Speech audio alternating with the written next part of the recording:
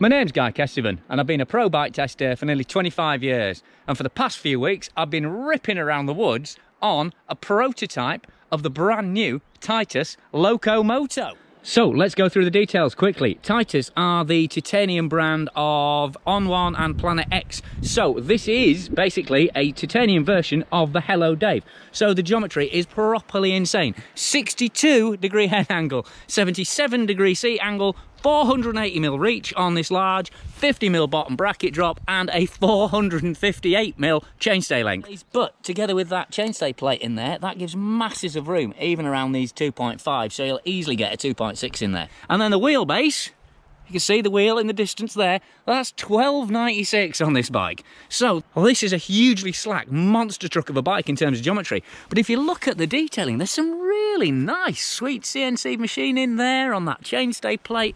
There's a particularly nice dropout terminal there on the 148mm boost back end. You got a really nice curved sort of seat stay section there. It's fully gusseted there, and on this super slack head tube you've got more Titus engraved head badge detailing there.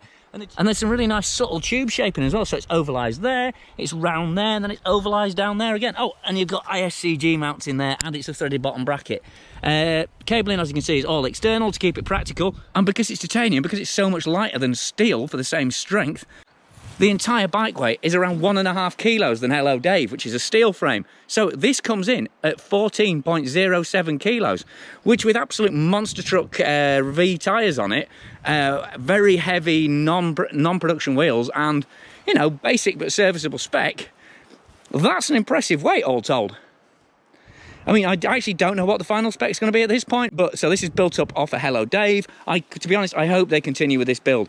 SRAM GX, these super grippy V rubber tyres with tacky compound on it, 29 by 2.5, and then it's got On One Enduro bar with a descendant stem. Guide brakes, I'd rather see Guide RE on there, to be honest, to give it a bit more stopping power. That's what Hello Dave's got, but like I say, this is probably just a bit of a mashup. And then, pièce de résistance, we have got RockShox reverb hydraulic dropper, and then a RockShox Pike Select fork up front with 150mm of travel, and obviously no travel on the back. Well, a bit of travel, because that's what we're going to do now, is find out just how smooth, how it rides by hitting the trails. So straight out the car park, someone's like, so how does it ride when it's that slack?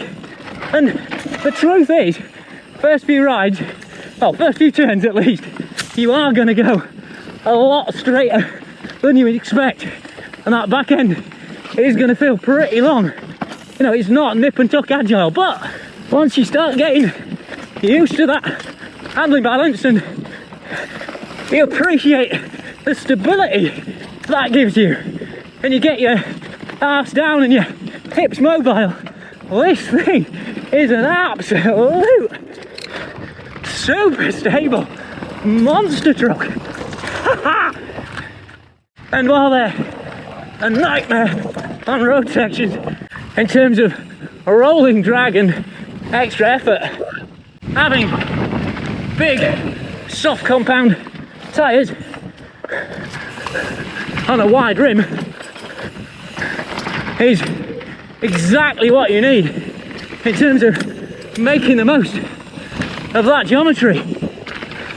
And I think you could definitely do with a wider bar to just get a bit more leverage in there to really get that front end lent over.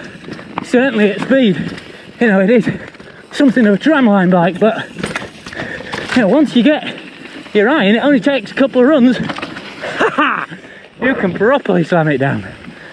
So for really tight, you know, nadry stuff like this, you are probably better off with the Fireline, but when it starts to open up and you get bigger drops involved and higher speeds, then that's where this beauty comes in.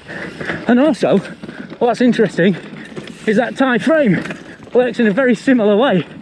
At lower speeds, sort of hitting blunt, square edgy stuff, you are very aware that you're on a hardtail, but get it faster, get it flowing, and that more ductile tube set really becomes obvious. And oh, that's the best I've gone through that section in a long time. even on some big travel bikes. Had some moments early in this test, but properly getting the eye in with this monster now. Yes, mate. Come on. Harder to get the pedal on through here, obviously, than a full sus bike, but and you just got to relax through these rougher lines. But then, wow, took the wide line, shouldn't have done that. But because of those angles, you can really take the high tight line there, and there's enough give in that front end that it helps that pike fork carry speed through. I think it definitely needs a chainstay protector. Woo-hoo-hoo. Come on. Get in. Yes. Yes, mate.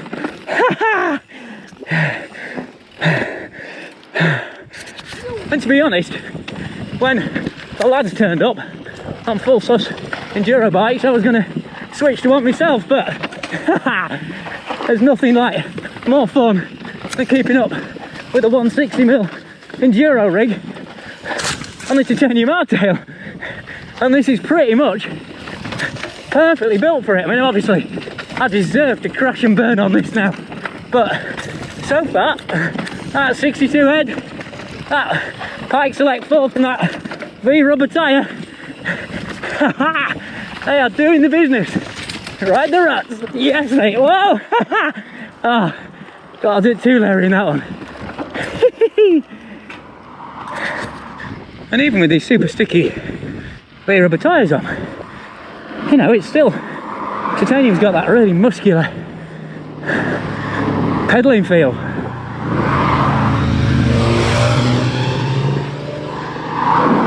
So it's not too bad, and the climbs either. All right, mate.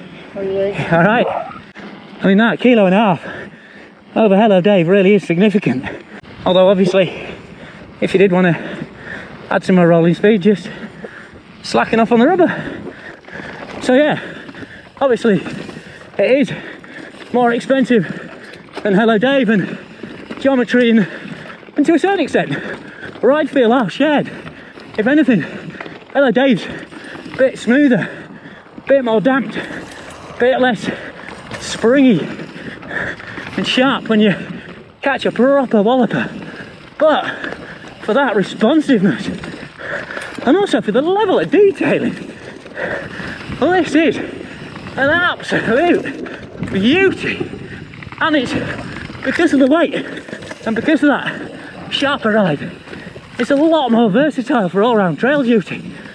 And at 480mm, it isn't actually crazy long, and that 77-degree seat angle means you're sat in a good commanding position.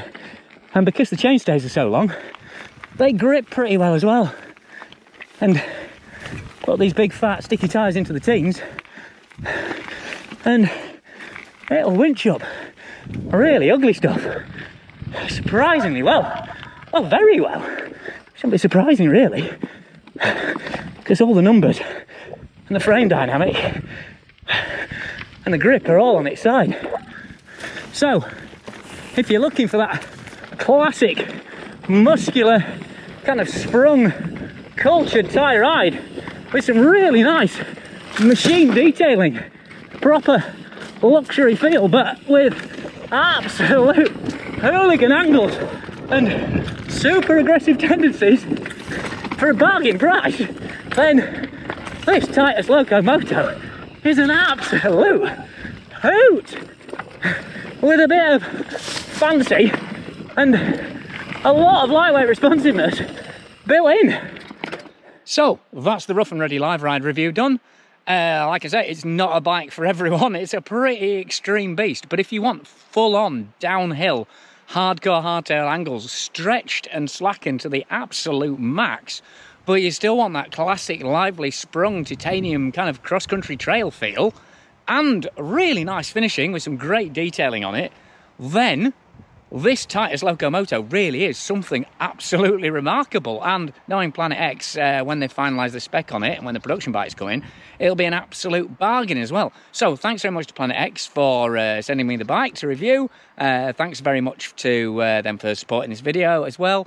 Massive thanks to my Patreon supporters who pledge a small monthly donation to the channel in return for early, extended and behind the scenes edits, and they get sort of a higher tier of feedback from me in terms of buying advice, tech advice, that kind of thing. So if you like what I'm doing with the channel, please consider joining them on Patreon. But for now, I've been Guy Kesteven on GuykesTV talking about the Titus Loco Moto super hardcore tie hardtail.